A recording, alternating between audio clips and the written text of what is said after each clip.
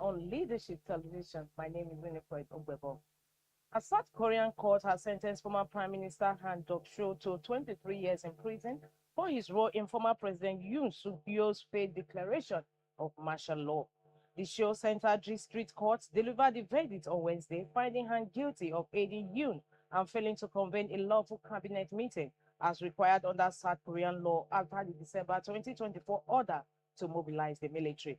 Judge Lee Jing-won, delivering the judgment, said Han disregarded his duty and responsibility as prime minister until the very end.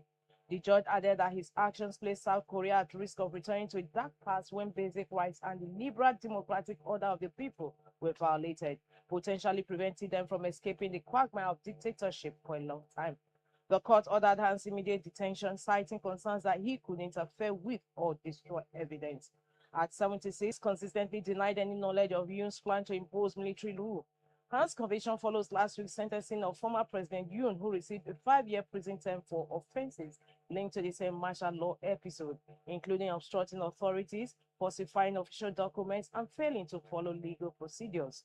Yoon also faces more serious charges of leading an insurrection through the martial law decree, with prosecutors demanding the death penalty. A verdict in his case is expected next month. Reporting from Seoul, Al Jazeera's Jack Barton described Wednesday's ruling as a major turning point. This is the first verdict, and 23 years he has received that is higher than the 15 years the prosecution was asking for, Barton said. He added, it certainly doesn't bode well for former President Yoon when his final verdict comes up. It is expected on February 19. Legal analysts say this judgment sets a significant precedent and may influence how courts handle Yoon's upcoming resurrection trial. Han's sentencing marks a historic moment in South Korea, signaling the judiciary's firm stance against attempts to undermine the country's democratic order.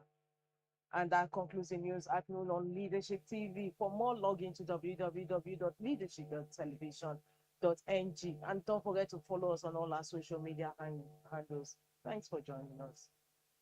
Thank you for watching. For sponsorship and advert placements,